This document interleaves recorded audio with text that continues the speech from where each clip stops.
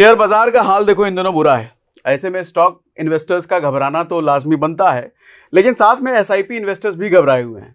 अब अभी हम डिस्कस करेंगे एसआईपी इन्वेस्टर का घबराना लाजमी है कि नहीं है, क्या करें, सारे एसआईपी अपने म्यूचुअल फंड बेच बाज के घर बैठ जाएं। तो इसके लिए आज हमने इन्वाइट किया है संजय सर को। और संजय सर इन दिनों यूट्यूब पे बड़े छाए हुए हैं, एसआईपी चारों तरफ।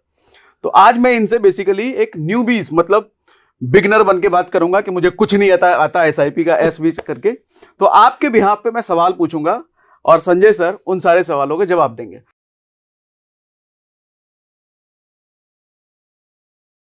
तो संजय सर बताओ एसआईपी का क्या करें इन दिनों, बेच दें, रखें, क्या करें? देखिए sir, first of all thank you so much once again. बहुत टाइम बाद अब आपके चैनल पे फिर से आए। और एसआईपी मतलब एक्चुअली तो आप ही ने शुरुआत की थी, आप ही के वीडियोस देख देख के हम लोग ने शुरुआत करी। और अब हम एसआईपी के बारे में बात करते हैं। तो मुझे बहुत लिख रहे हैं, पिछले एक साल में podcast man of the India बन चुके हैं। मुझे लग रहा है ये खिताब भी आपको मिल जाना चाहिए, अवार्ड कुछ हो उसमें भी आपका योगदान है सबसे ज्यादा। आप ही ने शुरुआत की थी ये गाड़ी पिछले अप्रैल में। पिछले एक साल में 150 पॉडकास्ट हो चुके हैं। हाँ, 150 पॉडकास्ट किसी आदमी ने दे दिए एक साल में। मतलब सोचो, हमने 150 पॉडकास्ट लिए नहीं एक साल में, आपने दे दिए। गजब है, गजब मेहनती हो आप। Thank you so much sir. बताओ सर। अच्छा, देखिए मैं बताऊंगा, मुझे बहुत सारे मैसेजेस आते हैं। हाँ। सर आपके बोलने पे एसआईपी चालू करी। हाँ। अब लाले अच्छा चालू करी भी 6 महीने पहले, 12 महीने पहले, मार्केट्स उसके बाद से नीचे। ठीक है। मैं ना लोगों को समझाना चाहता हूँ, एसआईपी जब भी आप करते हैं, हमने क्या गलतियां करी और क्या गलतियां करेंगे, जो स्वाभाविक है, ह्यूमन नेचर है। पहली गलती हमने करी, जब हमने एसआईपी सुना तो हम गए किसी ऐप पे और ऐप पे जाके हमने चेक किया कि इस क्वार्टर का सबसे हाईएस्ट परफॉर्मिंग म्यूचुअल फंड कौन सा है। ठीक है। तो पिछले 4 साल में जो मौसम था वो सारा मिड कैप और स्मॉल कैप का था। तो बंदे ने देखा, बोला अच्छा चलो यार ये तो मोतीलाल ओसवाल का मिड कैप है, चलो इसमें पैसा डाल दो। या फिर यार एक क्वांट का स्मॉल कैप है, इसमें डाल दो। या बंधन का स्मॉल, जो भी है, मतलब जो भी उसको दिखा, ठक ठक ठक ठक ठक करके डाल दिया। किसी ने ये नहीं सोचा कि मैं किस पर्पस के लिए डाल रहा हूँ, कितने साल के लिए डाल रहा हूँ, क्या कर रहा हूँ, बस डाल दिया, बिना सोचे समझे डाल दिया। ठीक है। किसी से बात करना लाजमी नहीं समझा, किसी से इस पे एडवाइस लेना लाजमी नहीं समझा। तो अब वो स्टक हो गए। अब वो दूसरी गलती करेंगे। पहली गलती उन्होंने कर दी, अब वो दूसरी गलती क्या करेंगे कि वो इस टाइम पे मैदान छोड़ के चले जाएंगे। अभी 10% नीचे है, वो सोचेंगे यार 100 रुपए डाले थे, 90 रुपए रह गए, चलो अब निकल के चले जाते हैं। तो जिंदगी भर का उनको आगे जाके जो बेनिफिट होना था वो नहीं होगा, और मैं उसको प्रूव करूंगा। मैं ये आपको 2 सिचुएशंस दर्शाता हूं। हमारे देश में 2 बहुत बड़े क्रैश आए थे। एक आया था 2008 में। ठीक है जी। तो ये वो 2008 का क्रैश है, यहां आपके सामने आपको दिख रहा है। ठीक है। ठीक है। ये टॉप पॉइंट था और ये उसका बॉटम पॉइंट है। पहले हम आपको क्रैश का साइज बता देते हैं कि क्रैश का साइज कितना बड़ा था, कितने % निफ्टी गिरा। हाँ, उस टाइम। हाँ, ये पॉइंट से, ठीक है, यहां से निफ्टी गिरा और कहां तक गिरा, ये यहां तक गिरा मोटा मोटी। तो आप देख सकते हैं कि करीबन 57% के आसपास निफ्टी गिरा था। 57% गिर गया। ठीक है। 100 का 57%। हाँ, अपने टॉप से 57% भाई साहब नीचे आ गए, जो कि अभी नहीं गिरा है। अभी इतना तो गिरा ही नहीं है, बहुत दूर है मुझसे। ठीक है जी। तो अब मैं मानता हूं कि आपका नसीब बहुत ही खराब था। ठीक है। और आपने क्या किया, आपने एकदम जब मार्केट उस टाइम टॉप पे थी तब आपने पैसा डाल दिया। ठीक है। तो ये पॉइंट पे आपने पैसा डाल दिया सर। ठीक है। जनवरी 2008 में। ठीक है। जब मार्केट अपने पीक पे थी। और उसके बाद पर आप भूल गए, ना आपने एसआईपी करी, ना कुछ किया, ना आपने बॉटम का बेनिफिट लिया, ना आपने चढ़ती हुई कला का बेनिफिट लिया, कुछ नहीं लिया। आपने सिर्फ एक बार पैसा डाल दिया यहां पे। और आज देखते हैं 17 साल बाद क्या सिचुएशन है। आज 17 साल बाद मार्केट के इतने गिरने के बाद भी आपके रिटर्न्स 273% है। ठीक है। यानी अगर आपने 1 रुपया डाला होता तो आज वो 4.25 रुपए होता। 1 लाख डाला होता तो 4.25 लाख होता। ठीक है जी। तो अब इसको मैं आपको कैलकुलेट करके बताता हूं क्या रिटर्न निकलता है। हाँ, CAGR क्या निकला। हाँ, तो यहां पे हम डालते हैं, इन्वेस्टमेंट को हम माइनस मानते हैं, तो यहां पे मेरे को माइनस का सिंबल चाहिए, ये माइनस। तो हम डालते हैं 1 लाख रुपए। ठीक है जी। तो हमने 1 लाख रुपए डाले। ठीक है। जो बन गए 3,75,000 रुपए। ठीक है जी। कितने समय में बने? 17 साल में बने। 17 साल। ये मंथली को हम कर देते हैं एनुअली। और अब हम ढूंढते हैं इसका रेट। तो इसका रेट आता है 8%। 8% CAGR कंपाउंडेड। हाँ। और इसमें कोई टैक्स नहीं देना, कोई कुछ नहीं देना। ये तब है जब आपने वर्स्ट लाइफ का डिसीजन लिया। ठीक है। मतलब इससे खराब आपकी सिचुएशन हो नहीं सकती थी। ठीक है। फिर भी आपके रिटर्न्स 8% है, एफडी से ज्यादा है। लेकिन एक बात बताओ, जी। म्यूचुअल फंड 12%, 15%, जी। 20% की भी बात होती जी। है, तो ये 8% बहुत कम नहीं है? 8% इसलिए है क्योंकि आपने एसआईपी नहीं करी।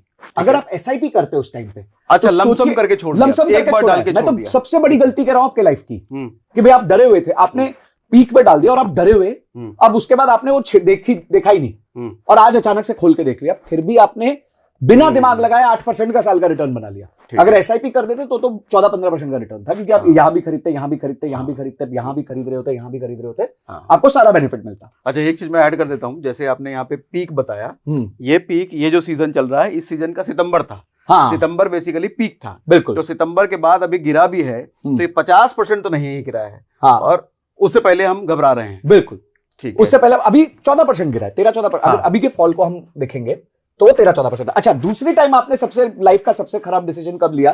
कोविड से जस्ट पहले आपने पैसा डाला। सॉरी, वन सेकेंड,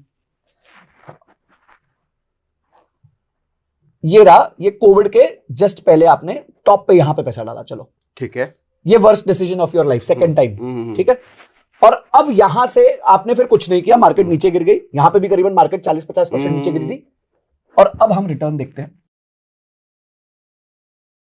हाँ, ये आज तक का रिटर्न, ठीक है जी, 85% रिटर्न मिला है 60 महीने में, मतलब 5 साल में 85% रिटर्न मिला है। ठीक है जी, अब वापस देख लेते हैं, इसका भी सीएजीआर देखते हैं। ठीक है। 85 मतलब ये 1,85,000 हो जाता, 1 लाख का 1,85,000 हो जाता, और ये 17 साल की जगह इस बार 5 साल में होता। ठीक है जी, तो हमारा रेट क्या निकला यहाँ पे? 13%। 13%। यानी कि आपने एक और बहुत बड़ी गलती करी, आप डर गए, ठीक है, उसके बाद आपने कोई डिसीजन नहीं लिया, कोई एसआईपी नहीं करी, कुछ नहीं किया, और आज मार्केट 15% गिर चुकी है, उसके बावजूद भी आप 13% रिटर्न लेके बैठे होते हैं। तो समझाना ये चाहता हूं, गेम लंबे समय का है। अब इसी को किसी और कैलकुलेटर के जरिए ये समझाइए कि अगर किसी आदमी ने उसी 2008 से एसआईपी शुरू करी होती, तो अभी उसको कितने % का सीएजीआर मिल रहा होता? सर देखिए, वो कैलकुलेट करना थोड़ा मुश्किल होगा, बट मुझे इतना पता है कि पिछले 17 सालों में निफ्टी ने 14% का रिटर्न दिया। हाँ, ठीक है, ये सबको मोटा मोटी ये बात पता है। तो अगर मैं कहता हूं कि उस टाइम आपने 10,000 की एसआईपी चालू की, ये भी निकाल के बता दें कैसे निकाले हमने 17%, कैसे 17% निकाले वो भी बता दें। निफ्टी का भी का पॉइंट ले लें, हाँ, और उस टाइम का पॉइंट ले लें, निफ्टी खोल लेते हैं। हाँ, या निफ्टी खुला हुआ है, नहीं तो ये निफ्टी खुला हुआ है। ठीक है, ठीक है, तो अगर आप, क्योंकि इसमें एसआईपी में आप नीचे नीचे भी खरीद रहे थे, हाँ, तो हम क्या करते हैं, हम एवरेज ले लेते हैं। हम क्या करेंगे, इसको हम आगे लेके जाते हैं, हम ये एवरेज कर लेते हैं कि ये यहां पे नहीं, आपने यहां पे खरीदा है, यहां से पकड़ लेते हैं, ये वाले पॉइंट से, करीबन यहां वाले पॉइंट से पकड़ते हैं। हाँ, ठीक है, और हम इसको यहां वाले पॉइंट पे एवरेज कर लेते हैं। ठीक है, ठीक है, ठीक है, तो अगर ये वाले पॉइंट तक हम एवरेज करते हैं तो 575% हमारा गेन रहा है। ठीक है, ठीक है, तो यानी 1 रुपए डाला था, हाँ, 1 लाख डाला था, वो 6,75,000 हो गया। ठीक है, तो अब देखते हैं, और कितने महीने में? 195, मतलब करीबन अब 16 साल में। ठीक है, तो ये नहीं, लेकिन ये फिर लमसम का कैलकुलेशन हो जाएगा। ये लमसम का ही है, बट हाँ, हमने लमसम का निकाला। एवरेज पॉइंट्स पकड़े हुए हैं, ठीक है, ठीक तो है, देख लेते हैं कितना ठीक आता है। सॉरी, -1 लाख, और ये 6,75,000,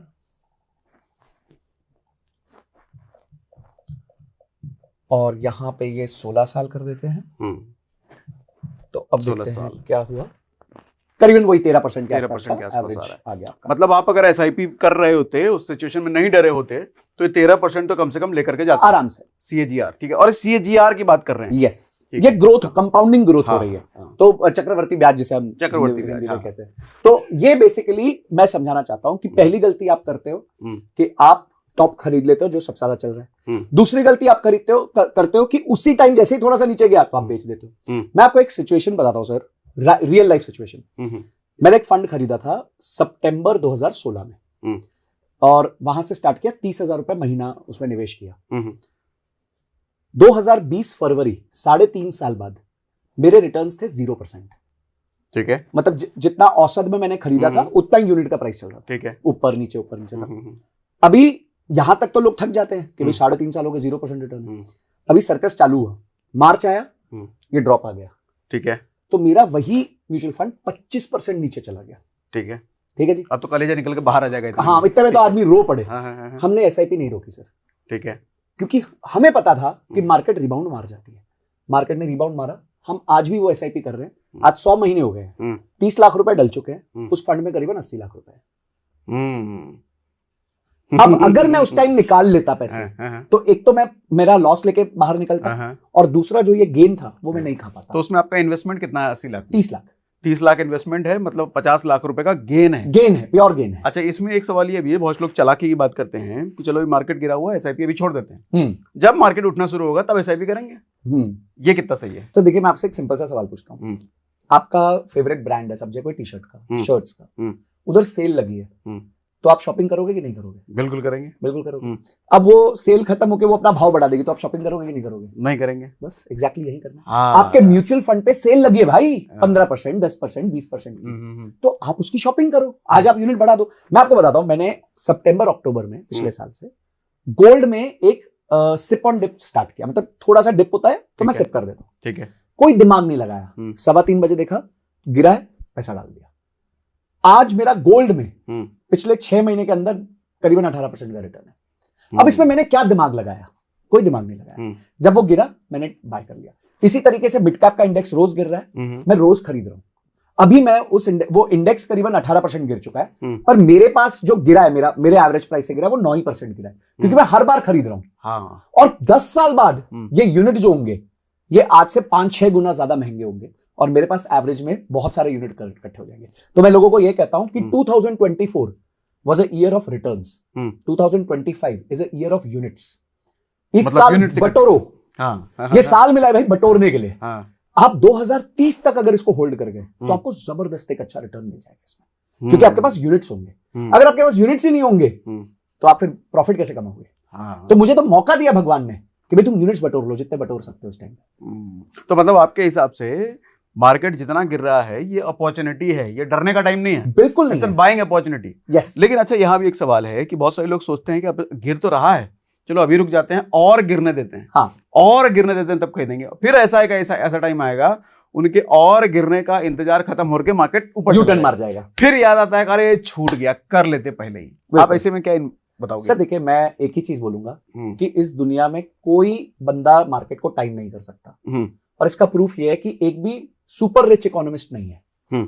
आप इकोनॉमिस्ट देख लो जितने भी हैं, कोई भी सुपर रिच नहीं है। किसी ने भी स्टॉक मार्केट से पैसा नहीं बनाया, ठीक है, जबकि वो इकोनॉमिस्ट है। तो यानी इस दुनिया में कोई भी मार्केट को नहीं टाइम कर सकता। एक ही तरीका है पैसा बनाने का कि आप कंटिन्यूअसली अप डाउन मार्केट में पैसा डालते रहिए और यूनिट्स बटोरते रहिए, क्योंकि 20-30 साल बाद ये यूनिट्स में बहुत बड़ा आपका वृद्धि होगी। मैं इसका एक और उदाहरण देता हूं। समझिए, आपने 21 साल की एसआईपी करी, ठीक है, ये बहुत गजब एनालिसिस है और लोग इसको अप्रिशिएट करेंगे। मैं इसको कहीं एक ड्रॉ कर सकूं तो। हाँ, नोट खोल लेते हैं ना। हाँ सर, देखिए, आप समझिए आपने 21 ईयर्स के लिए इन्वेस्टमेंट किया, 10,000 रुपए महीना,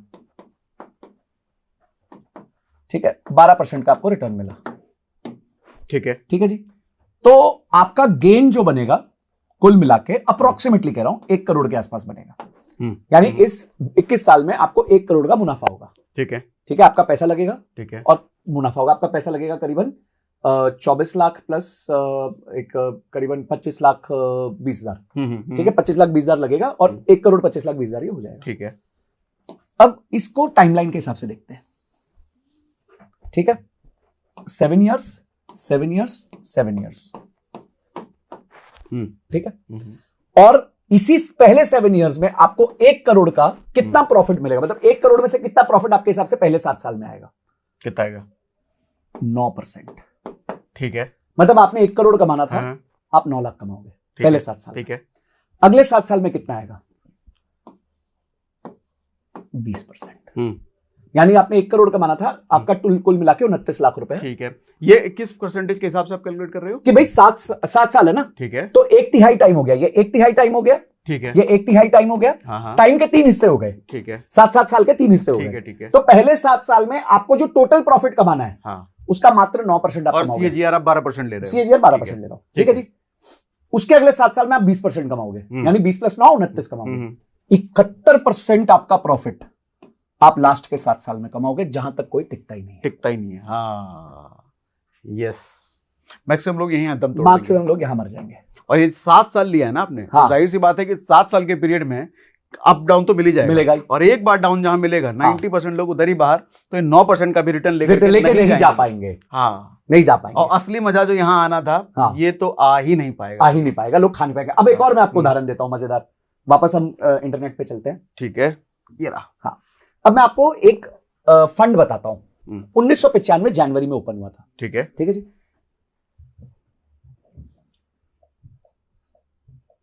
ये कोई प्रमोशन नहीं है, ये सिर्फ एग्जाम्पल के लिए मैं आपको बता रहा हूं।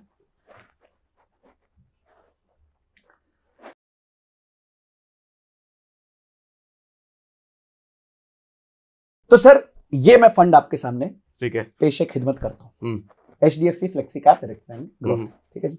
आप इसका एनएवी देख सकते हैं 1946 रुपए। ठीक है, अगर हम जाएंगे तो देखेंगे कि ये फंड जो है पिछले कुछ समय में इससे गिरावट आई है। ठीक है, तो इसके एनएवी को अगर हम देखें तो ये मेरे हिसाब से करीबन 2200 रुपए के एनएवी तक पहुंचा था। ठीक है, जो लास्ट मुझे याद है कि 2200 के आसपास ये पहुंचा था। ठीक है, अपने बेंचमार्क को इसने कंसिस्टेंटली बीट किया है। 5 साल में इसका बेंचमार्क 17% ऊपर गया, ये 22% औसत ऊपर गया। अब सर मैं आपसे एक सवाल पूछता हूं, ये लॉन्च हुआ था 1995 में। लॉन्च पे एक फंड की एनएवी कितनी होती है? 10 रुपए। अभी कितना है? 1900 रुपए। मोटा मोटी 2000 रुपए। हाँ। ठीक है जी। हाँ, तो कितने गुना हो गया? कितने गुना हो गए? 10 रुपए 200 गुना हो गया। 200 गुना हो गया। कितने साल में? 30 साल में। 30 साल। ठीक है, ठीक है, आपके सामने वापस चलते हैं। हाँ। 1 लाख रुपए का कितना हो गया? 1 लाख रुपए का 200 गुना। ठीक है, यानी कि ये हो गया 2 करोड़ रुपए। 2 करोड़। ठीक है, 1 लाख डाले थे, 2 करोड़ बन गए। 2 1 2 3 4 5 6 7। ठीक है जी। कितने साल में बन गए? 30 साल में बन गए। कोई प्रॉब्लम नहीं है, हमें कौन सी जल्दी है। ठीक है, अब रेट देखिए सर, 19% CAGR। बेसिकली मैं एक बार एक्सप्लेन कर देता हूँ। ये इन्होंने ये बोला कि ये जो फंड था, कहाँ गया? हाँ, ये जो फंड था ये 30 साल पहले लॉन्च हुआ था, और कोई भी फंड जब लॉन्च होता है NFO को फॉर्म में, तो NFO की कीमत बेसिकली 10 रुपए पर यूनिट होती है ना। 10 रुपए की चीज लॉन्च हुई थी, और आज 30 साल में वो 1900 रुपए, यानी कि लगभग 2000 रुपए का जा चुका है।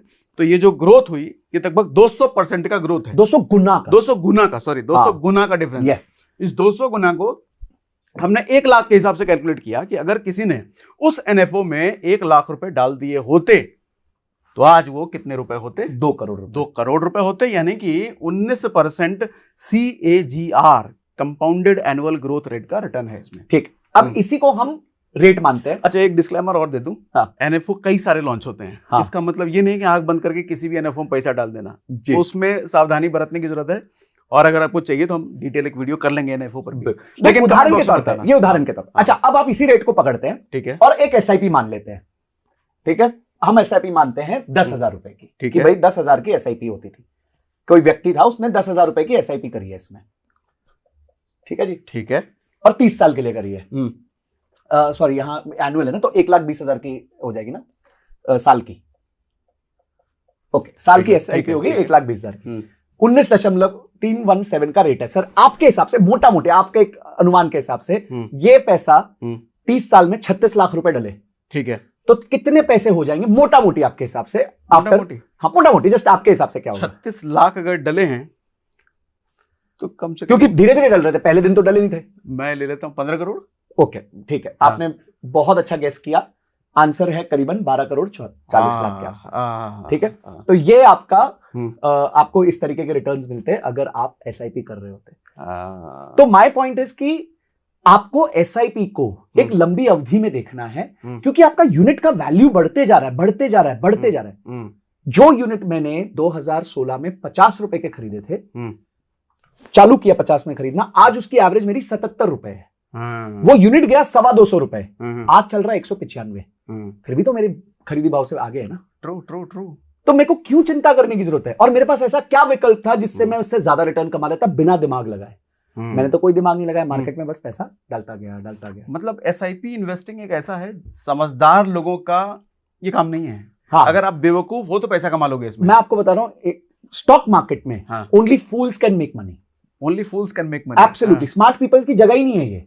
सिर्फ फूलिश काम करो, आप इंडेक्स फंड खरीद लो, वॉरेन बफे कहते हैं इंडेक्स फंड खरीद लो, टोनी रॉबिन्स कहते हैं इंडेक्स फंड खरीद लो, आप इंडिया के सारे बड़े जितने भी फंड मैनेजर से बात कर लो या जितने भी बड़े लोग जो मार्केट में इन्फ्लुएंस करते हैं वो कहते हैं इंडेक्स फंड खरीद लो, क्योंकि यहां पैसा रुकने का है, हलचल मचाने का नहीं है। हलचल आप मचाओ अपनी नौकरी में।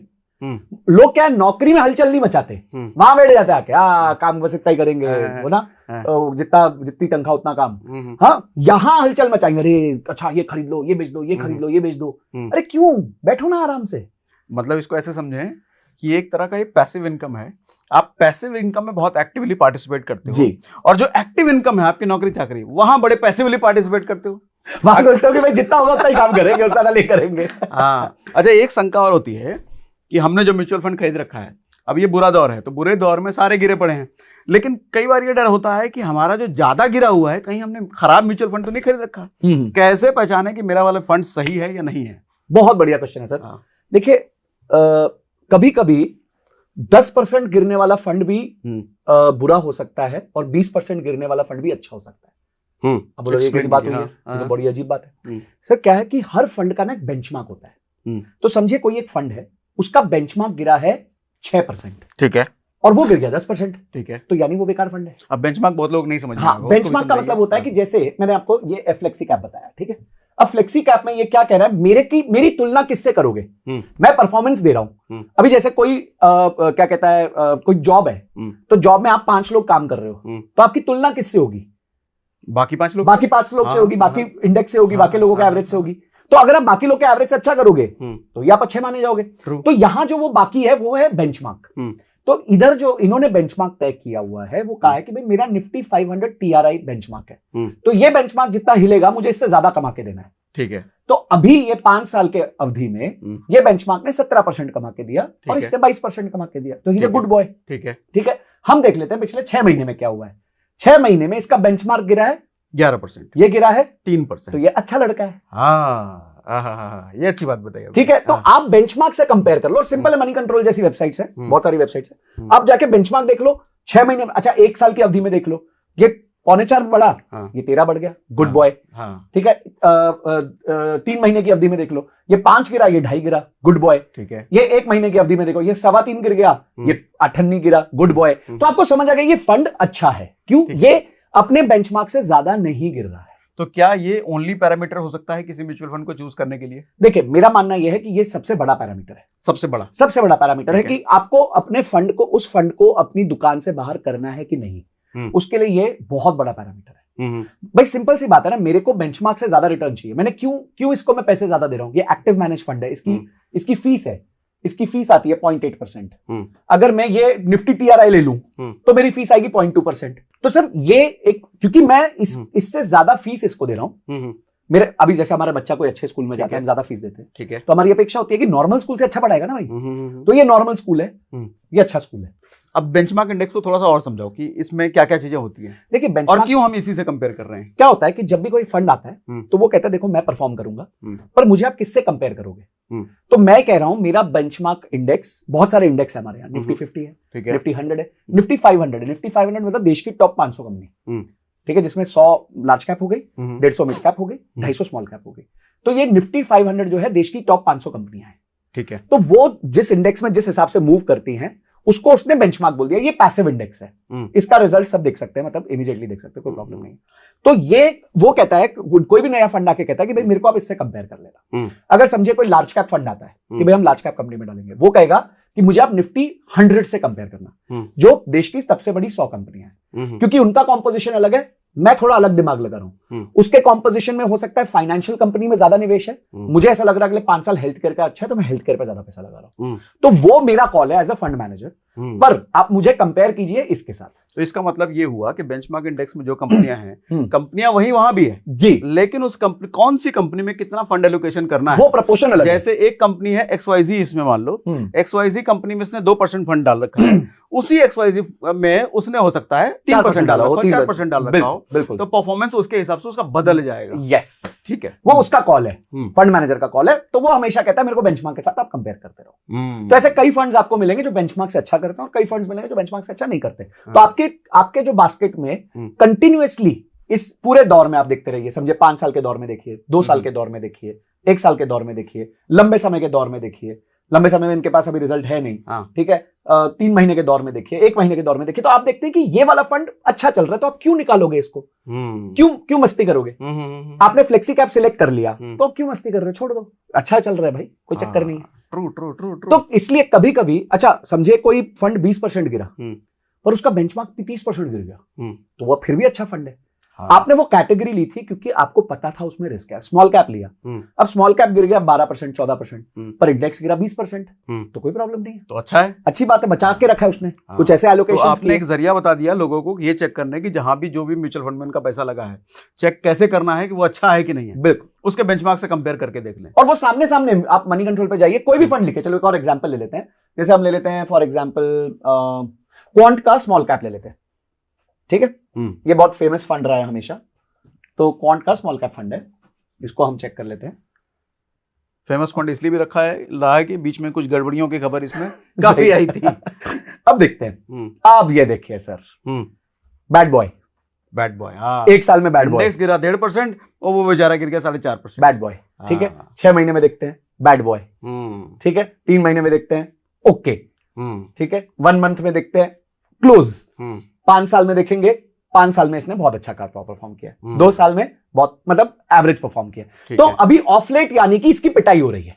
और सबसे ज्यादा आइडेंटिफिकेशन तो मुझे तब लगता है जब बुरा दौर चल रहा हो जी, बुरे दौर में अपने इंडेक्स से खराब परफॉर्म कर रहा है। अब आप इस फंड का नेचर समझिए, इस फंड का नेचर ये है कि जब अंडरलाइन भागता है तो ये ज्यादा अच्छा परफॉर्म करता है, और जब अंडरलाइन नीचे गिरता है तो ये उससे ज्यादा खराब परफॉर्म करता है, यानी कि ये एक high beta high volatility mutual fund है। तो यानी आप इसको तभी लीजिए जब आप में जिगरा बड़ा हो, लंबा समय की अवधि हो और रिस्क लेने की कैपेबिलिटी हो। तो ऐसे आप एनालाइज कीजिए। बहुत अच्छा पॉइंट आपने बताया। तो इस अच्छा, अब और कोई फंड देखते हैं, जैसे हम कोई देखते हैं, जैसे कोई और मल्टी कैप देख लेते हैं कोई, ठीक है, जैसे HDFC का मल्टी कैप देख लेते हैं। मैं सॉरी जस्ट एक मतलब ऐसे कोई रिकमेंडेशन नहीं है, जो भी मेरे माइंड में आ रहे हैं नाम रैंडमली वो यूज कर रहा हूं। मल्टी, ये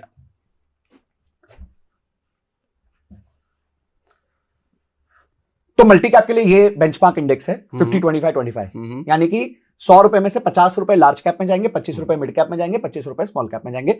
मल्टी कैप में क्या होता है कि फिक्स होता है, मिनिमम 25 25 25 डालना होता है, ठीक है, बचा हुआ 25 जो होता है वो फंड मैनेजर के डिस्क्रिप्शन पे होता है। फ्लेक्सी कैप में पूरा फंड मैनेजर पे होता है, वो पूरा पैसा उठा के फ्लेक्स स्मॉल में डाल सकता है, पूरा पैसा उठा के मिड में भी डाल सकता है, कहीं भी डाल सकता है। तो आते हैं, तो 1 साल की अवधि में ये बेटर परफॉर्म कर रहा है, ठीक है जी। अब 6 महीने में इसकी ज्यादा पिटाई हो गई, ठीक है, यानी कि इस फंड में स्मॉल कैप ज्यादा होगा, मिड कैप ज्यादा होगा, ठीक है। 3 महीने की अवधि में ये ज्यादा पिटा है, ठीक है, 1 महीने की अवधि में ज्यादा पिटा है, ठीक है, और लंबी अवधि में, अच्छा 5 साल की इसकी अवधि नहीं थी, अच्छा 2 साल की अवधि में इसने अच्छा रिटर्न निकाला है। अच्छा एक और नंबर आप देख सकते हैं, ये कैटेगरी एवरेज भी है। ये क्या है? ये क्या है, मतलब इस कैटेगरी के जितने म्यूचुअल फंड्स हैं उसने एवरेज में कितना दिया है और ये इसने कितना दिया, ये भी एक नंबर अपन चेक कर सकते हैं। तो अगर 1 महीने में देखें तो कैटेगरी एवरेज के आसपास ही चल रहा है ये, मैं सारी कैटेगरी ने बैठा दिया मामला, तो कुल मिलाकर के ठीक है, हाँ मोटा मोटी ठीक है, मोटा मोटी ठीक है, ठीक है, मतलब इसमें ऐसा नहीं है कि 6.5% है तो ये 10% है, आसपास गिरा है। अगर जनता 7.35 गिरी है तो ये 7.22 गिरा है, चलो ठीक है। तो कुछ कुछ बस आप कंपैरिजन करते रहिए, सिर्फ कंपैरिजन करते रहिए उसके इंडेक्स के साथ और उसकी क्लासरूम के साथ, ठीक है, कि क्लास में जो बच्चे हैं बाकी वो कैसा कर रहे हैं, ठीक है। तो ये इतने ही पैरामीटर से आप सही चीज सिलेक्शन कर लो। अच्छा एक सवाल और बताइए अब, ये कि अब जो माहौल अभी भले ही खराब चल रहा है, लेकिन इसमें न्यूज का भी बड़ा रोल होता है जी। कई बार बहुत ज्यादा हाइप कर दिया जाता है, शेयर मार्केट अब ये नहीं होगा वो नहीं होगा, ऐसा हो गया वैसा हो गया है, तो एक अनसर्टेनिटी ज्यादा लगता है कि लंबे समय तक ये माहौल चलेगा। तो इस समय कई बार लोग ऐसे भी घबराते हैं, अरे भाई इतना लंबा तक चलेगा ये माहौल, मतलब और ज्यादा खराब हो सकता है, तो मैं रुक जाता हूं, भले 2-3 महीने बाद करना शुरू करूंगा, और जब ज्यादा गिर जाएगा तो रुकना वाजिब है या कंसिस्टेंट चलते रहना है? देखिए लाइफ में जब आपके करियर में कोई प्रॉब्लम आती है तो आप रुक जाते हो, फिर भी चलते रहते हैं। तो बस ये भी एक करियर है, ये इन्वेस्टमेंट भी एक करियर है, इसको करियर की तरह ही लीजिए कि हमें रुकना नहीं है। भाई टमाटर 40 रुपए किलो होगा तो भी हम खरीदेंगे, 60 रुपए होगा तो भी हम खरीदेंगे, 30 रुपए होगा तो भी खरीदेंगे, क्योंकि पेट की गरज है। उसी तरीके से आपके इन्वेस्टमेंट्स के आपके गोल की गरज है ये। और आपको रिटर्न्स बनेंगे ही नहीं अगर मार्केट ऐसी चली तो। अगर मार्केट इस तरह क्यों नहीं बनेगी? क्योंकि आप हर बार महंगे यूनिट्स खरीद रहे होगे। तो आपकी प्राइसिंग कम कैसे होगी? आपके पास ज्यादा यूनिट्स कैसे आएंगे? ओके, ज्यादा यूनिट्स तो तभी आएंगे जब मार्केट नीचे गिरेगी। तो अब जी आप समझिए, मैं आपको वापस उदाहरण देता हूं। देखिए, मैंने 50 रुपए में एक यूनिट खरीदना चालू किया, ठीक है, गया 3.5 साल बाद भी 50 रुपए पे चल रहा था, ठीक। फिर वो अचानक से गिर के 35, 75, 80 के आसपास, 37 के आसपास हो गया। तो मेरी एवरेज गिरने लग गई, ठीक है, क्योंकि मैं इस पे खरीदने लग गया। फिर ये एवरेज बढ़ने लग गई क्योंकि ये ऊपर भागने लग गया। तो एक पॉइंट आया जब ये जो प्राइस था ये मेरी एवरेज से बढ़ के तेजी से भाग गया। आज ये 50 रुपए की एवरेज बढ़ बढ़ के 8 साल बाद 77 रुपए हुई है, और यूनिट मेरा 195 का हो गया। अब मैं 195 में खरीद रहा हूं, मैंने 225 में भी खरीदा था जब अभी 6 महीने पहले 225 था। तो अब मैं पहले 225 में खरीदा था तो ये एवरेज तेजी से बढ़ रही होगी, अब थोड़ी स्लो बढ़ेगी और ये फिर से बढ़ जाएगा। तो कुछ सालों बाद क्या होगा, ये 77 का 150 हो जाएगा, ये 195 का 600 हो जाएगा। गजब। तो हो गए मेरे 4 गुना पैसे। गजब। और इस दौरान मैं यूनिट इकट्ठे कर रहा हूं। ये तो आप समझिए, आप जमीन इकट्ठी कर रहे हैं। यूनिट क्या हो गया? जमीन होगी, स्क्वायर फीट हो गया, एक 2 square feet, 1 square feet, 2 square feet, 1 square feet, बस वही चल रहा है। अच्छा, एक बात और बताओ कि म्यूचुअल फंड को लंबे समय तक तो चलो कंपाउंड होता है, ये शॉर्ट टर्म के लिए म्यूचुअल फंड अच्छा है या नहीं करना चाहिए? देखिए, शॉर्ट टर्म के लिए म्यूचुअल फंड करिए, आप ये डिसाइड कर लीजिए कि आपका रिस्क एपेटाइट क्या है। जैसे मैं आपको बताता हूं, इक्विटी सेविंग स्कीम होती है, ठीक है, ये म्यूचुअल फंड होता है, ठीक है। इसमें सबसे बड़ी बात क्या होती है कि 65% के आसपास इक्विटी होती है और 35% के आसपास डेट होता है, यानी कि गवर्नमेंट सिक्योरिटीज खरीदे जाते हैं, ठीक है। इसमें मैंने देखा है कि कंजर्वेटिव इन्वेस्टर के हिसाब से, देखिए रिस्क क्या होता है, ड्रॉ डाउन, मैंने इतने में डाला वो इतना हो गया। तो आज अगर आप इनके इक्विटी सेविंग स्कीम देखें तो उसमें पिछले 6 महीने में मार्केट गिरी है 14% और इक्विटी सेविंग स्कीम गिरी होंगी 0.5 से लेके 1%, ठीक है, यानी कि ड्रॉ डाउन नहीं है। हाँ। मतलब मार्केट 3 गुना और गिरेगी तो कहीं जाके ये 4% गिरेंगे, ठीक है। तो ये हो गया आपका सेफ स्कीम, पर इसमें रिटर्न्स कितने बनते हैं? 9 से 10%, क्योंकि इसमें रिस्क नहीं है। हाँ। तो अगर आप एक स्टेबल इन्वेस्टर हो, अगर आपको लगता है कि भाई मैं ज्यादा नहीं झेल सकता, रिस्क नहीं है, मेरे अवधि छोटी है, तो आप इक्विटी सेविंग स्कीम में पैसा डाल दो, ठीक है। इसी तरीके से एक आता है हाइब्रिड फंड। हाइब्रिड फंड में एक आता है कंजर्वेटिव हाइब्रिड फंड, तो आप कंजर्वेटिव हाइब्रिड फंड में पैसा डाल दो, ठीक है। इसमें भी यही इक्वेशन होता है, उसमें तो कभी कभी 70-75% जो है, सॉरी उल्टा हो जाता है, 60% के आसपास डेट हो जाता है और 40% के आसपास इक्विटी होता है, तो ये तो और रिस्क फ्री हो जाता है, ठीक है। तो इस तरीके से आप फंड सिलेक्ट कर लो ना, ठीक है। अब इक्विटी सेविंग स्कीम में भी कौन सा फंड अच्छा है वो कैसे चुने? देखिए, उसमें तो बहुत सिंपल है, आप एक ही रेशियो देखिए, आपके लिए सबसे डरावना रेशियो है ड्रॉ डाउन। आप डरते हो ड्रॉ डाउन से, कंजर्वेटिव इन्वेस्टर हो, आपको ड्रॉ डाउन से डर लगता है। ड्रॉ डाउन का मतलब डिप, मार्केट गिरना, मतलब मैक्सिमम कितना गिरा है आज तक, ये जिसका सबसे कम है वो ले लो, चाहे फिर रिटर्न्स में थोड़ा आपको 19-20 हो जाए।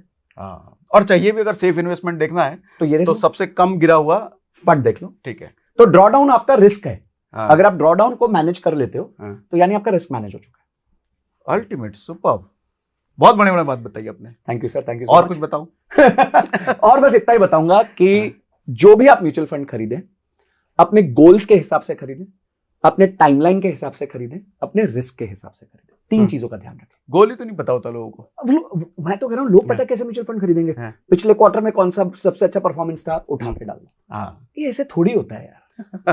पर पता तो करो, उसमें किसी को नहीं पता उसका थीसिस क्या है, उसका बेंचमार्क कौन सा है, कुछ नहीं पता किसी को, बस उठाए और डाल दिए, और उसके बाद अब डर रहे हैं, अरे रे ये तो 36% दिया था पिछले साल तक, इस साल तो ये -20% दे रहा है सर। तो देगा ही देगा, क्योंकि वो स्मॉल कैप है, आती है स्मॉल कैप में करेक्शन आती है तो आती है। तो आपने उठा के सारा स्मॉल कैप डाल दिया। ये तो वो बात हो गई कि आप खाना खाने लगे थे और सिर्फ जो है मिठाई की थाली उठा के ले आए, पूरी थाली में सिर्फ मिठाई है, तो अब आपको डायबिटीज होगी बॉस, बिल्कुल होगी। मिक्स करो ना, चावल रखो, दाल रखो, सब्जी रखो, रोटी रखो, क्या कहते हैं, उसके बाद मिर्ची रखो, अचार रखो, दही रखो, और उसके बाद मीठा भी रखो। अब आप बोले नहीं रे, हम तो पूरी मीठी वाली प्लेट खाएंगे, तो ऐसे फिर। अच्छा, एक और सवाल याद आ गया मुझे ये सवाल जो मैं आपसे पूछ रहा हूँ ना, ये कमेंट बॉक्स में आते हैं जी, तो कई सवाल याद रह जाते हैं, वो सब याद आ रहे हैं। एक सवाल ये है कि एक, अब मार्केट में तो कई सारे म्यूचुअल फंड हैं, कितने म्यूचुअल फंड एक आदमी के पोर्टफोलियो में होने चाहिए? सर एक गोल के पीछे, कोई भी एक गोल जो आपका तय होता है, आपको 4 साल बाद गाड़ी खरीदनी है, आपको 10 साल बाद शादी करनी है, 15 साल बाद घर खरीदना है, 25 साल बाद रिटायर होना है, कोई भी गोल के पीछे 4 म्यूचुअल फंड से ऊपर नहीं होने चाहिए बस। और एक आदमी की जिंदगी में कितने ऐसे गोल होते हैं? मैक्सिमम 4 गोल होते हैं, मैक्सिमम 3 या 4 बड़े गोल, यही जो आपने भी नाम दिया। हाँ, जो यही होते हैं लाइफ के गोल्स आपके मोटा मोटी। तो उसके लिए 3 से 4 म्यूचुअल फंड, मैक्सिमम 4 बोल रहा हूँ, 3 या 4 होना तो चाहिए। अगर 4 गोल है तो 15 से 16, 15-16 म्यूचुअल फंड। कभी कभी क्या होता है 2 गोल्स एक ही अवधि के आसपास के होते हैं, कोई 15 का हो गया, 20 का हो गया, तो उसमें आपको बदलने की जरूरत नहीं है म्यूचुअल फंड्स को, आप सेम म्यूचुअल फंड में भी इन्वेस्ट कर सकते तो अपने फंड का कितना % किस में डाला जाए? जितना ज्यादा लंबा आपकी अवधि है उतना ज्यादा आप रिस्क ले सकते हैं, यानी कि उतना ही ज्यादा मिड कैप और स्मॉल कैप में डाल सकते हैं। ठीक है। और मिड कैप और स्मॉल कैप में डाले बिना आपके पैसे की ग्रोथ नहीं होगी, असली ग्रोथ, क्योंकि आज रिलायंस ऑलरेडी एक 16 लाख करोड़ की कंपनी है, वो 10 गुना होना उसका बहुत मुश्किल है। पर एक छोटी कंपनी जो आज 1000 करोड़ की है, उसका 10,000 करोड़ होना कंपेरेटिवली आसान है। तो आज वो 1000 करोड़ की कंपनी स्मॉल कैप है, कल वो मिड कैप बनेगी और फिर लार्ज कैप भी बनेगी। तो ऐसी कंपनियां आपके पोर्टफोलियो में होनी चाहिए, पर डायरेक्ट ना खरीदते हुए उनको स्मॉल कैप और मिड कैप फंड्स के माध्यम से खरीदा जा सकता है। इसको ऐसे भी समझ सकते हैं कि देश की जीडीपी अगर 6% 7% है तो हमारा देश ही 6-7% के ग्रोथ रेट से बढ़ रहा है, क्योंकि बड़ा देश है। यस। लेकिन आप कोई छोटी कंपनी अगर देख लो तो वो 6-7% के रेट से नहीं बढ़ती, वो 15% 20% क्या 100-200% के रेट से भाग जाता है वो। मैं आपको एक मजेदार डेटा देता हूं। हाँ। 2014 में जो 250 कंपनियां स्मॉल कैप थी, उसमें से 10 साल में 3 कंपनियां लार्ज कैप बन गई। सोचो कितनी बड़ी प्रमोशन हो गई, स्मॉल कैप से लार्ज कैप। जो 291 से 500 का रैंक था जिनका, उनमें से 3 कंपनी उठ के 1 to 100 में पहुंच गई। ठीक है। और इनका ग्रोथ पता है एवरेज में कितना था? कितना? 43 टाइम्स CAGR। हाँ, मतलब 10 साल में 43 गुना। ओके। मतलब अगर आप CAGR निकालने जाएंगे तो 40% साल का CAGR होगा। ठीक है। 60 से 70 कंपनी ऐसी थी जो मिड कैप बन गई, मतलब देश के 101वें से लेके 250वें रैंक तक आ गई। इनका जो ग्रोथ था औसतन वो 15 से 16 गुना था 10 साल में। इसका भी आप रिटर्न निकालेंगे तो अच्छा खासा 31% का रिटर्न आ जाएगा। और जो बची हुई कंपनीज थी वो ग्रोथ नहीं ले पाई, मतलब मिड कैप नहीं बन पाई, पर ग्रो हो गई। उनका जो औसतन था वो भी 2 से 3 गुना था। यानी अगर आपने इसी इंडेक्स में पैसा डाला होता तो आपका 10 साल में पैसा सालाना 19% के आसपास से ग्रो हुआ था CAGR। सुपर। तो मैं वही कहना चाहता हूं, लंबा जितना आप लंबा सोच सकोगे उतना आप मार्केट से ज्यादा पैसा उठा के लेके जाओगे, और जितना आप शॉर्ट सोचोगे आप पैसा बना ही नहीं पाओगे। अब एस नरेन की बात पे आते हैं। अभी कुछ दिनों पहले हमने वीडियो भी किया था SIP स्टॉपेज रेशियो पर।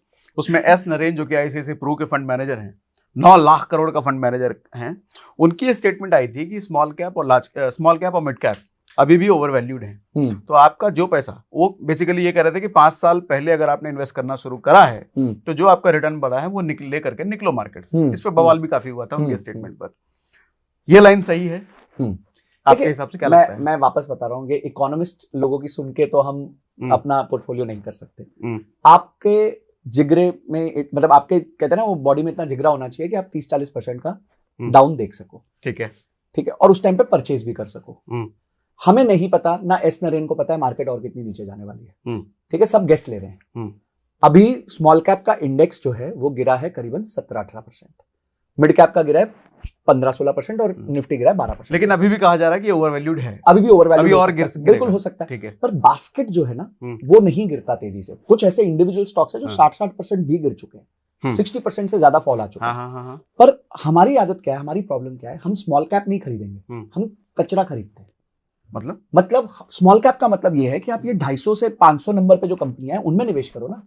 हाँ, लोग 1 रुपए वाले में चले जाएंगे। हाँ, वो चाहे पेनी स्टॉक, पेनी स्टॉक 5 रुपया 10 रुपया 20 रुपए वाला स्टॉक बताओ, तो आप तो कचरा बिनने वाले हो गए ना। तो कचरा बिनोगे तो कचरा ही मिलेगा। लेकिन म्यूचुअल फंड कहाँ इन कंपनियों में इन्वेस्ट करते हैं? देखिए म्यूचुअल फंड नहीं करते इनमें इन्वेस्ट, पर जो इंडिविजुअल्स इन्वेस्ट करते हैं डायरेक्टली वो उसमें डेफिनेटली इन्वेस्ट करता है। म्यूचुअल फंड ज्यादातर इधर ही रहते हैं और इसलिए आप देख रहे हो कि कोई भी म्यूचुअल फंड, चाहे मेरा भी म्यूचुअल फंड है, मैं जब कह रहा हूं कि मेरा जो स्मॉल कैप था वो 225 से आज 195 हुआ है, तो अगर आप परसेंटेज टर्म्स में देखोगे तो शायद 20% के आसपास का ये फॉल हुआ है। ठीक है, नो प्रॉब्लम, पर मैंने इतना गेन भी तो खाया इतने टाइम में।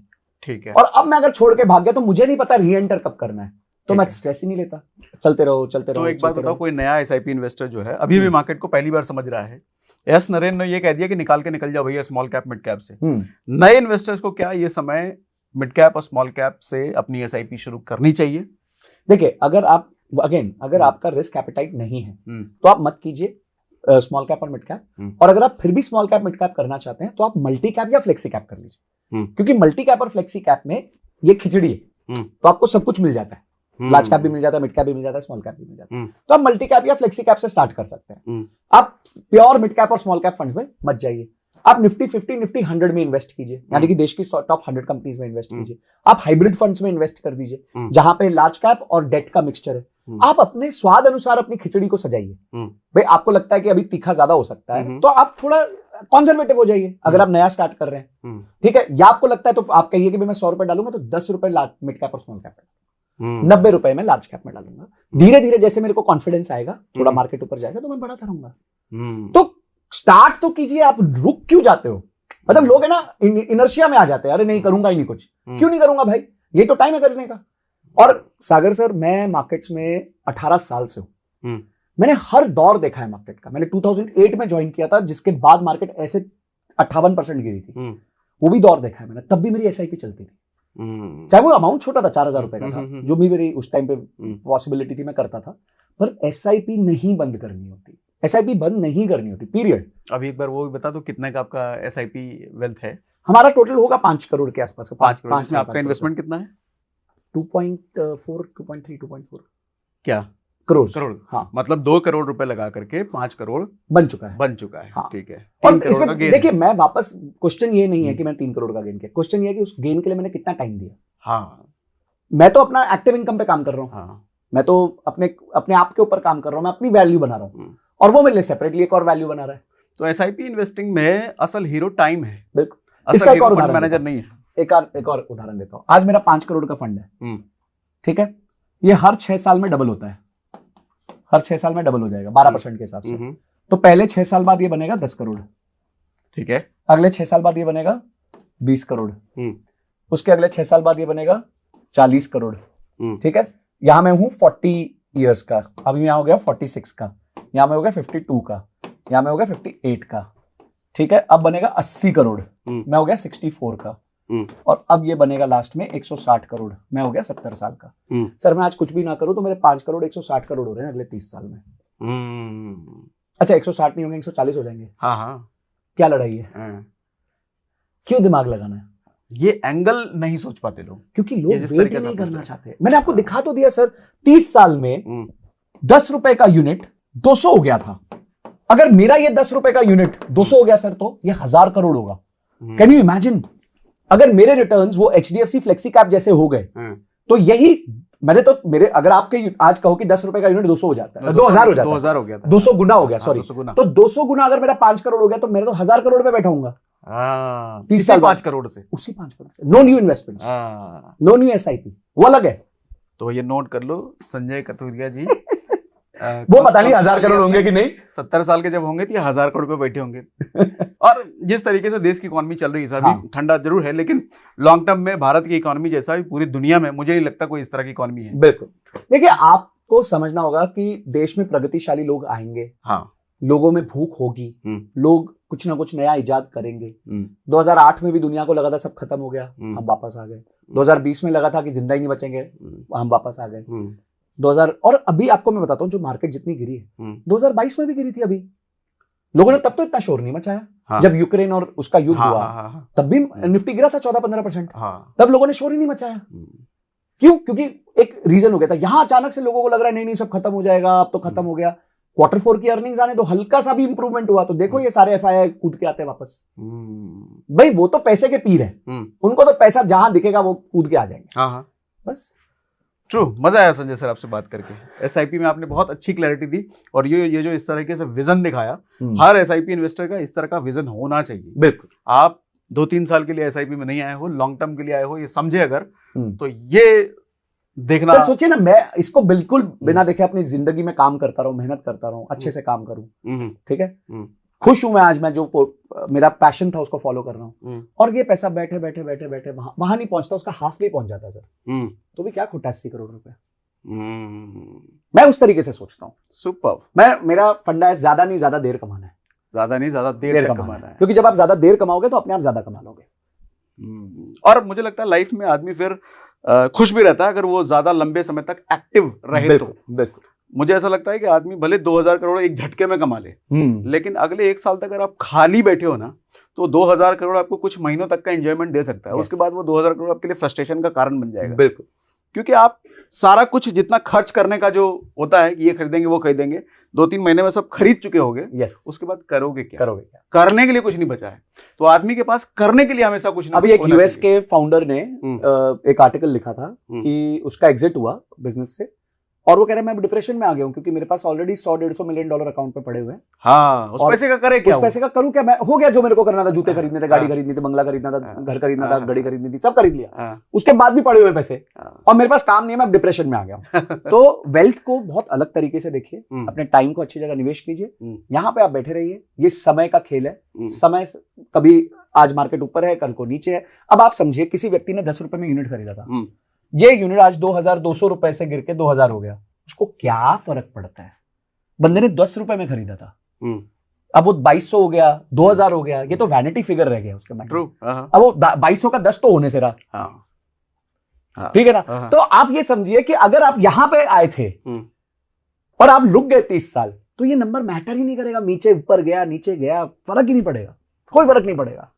और मैं बता रहा हूं, a fool with a plan will make more money than an intelligent person without a plan. अगर आप गधे भी हो, आप में दिमाग नहीं है, पर आप टिके रहे, तो आप ज्यादा रन बनाओगे एज कंपेयर टू समबडी जो बहुत तेज है। ये वो रेस है जिसमें हमेशा कछुआ जीतेगा, खरगोश हारेगा। ये अच्छी लाइन बोल दी आपने, कछुआ ही जीतेगा एसआईपी इन्वेस्टिंग की रेस में।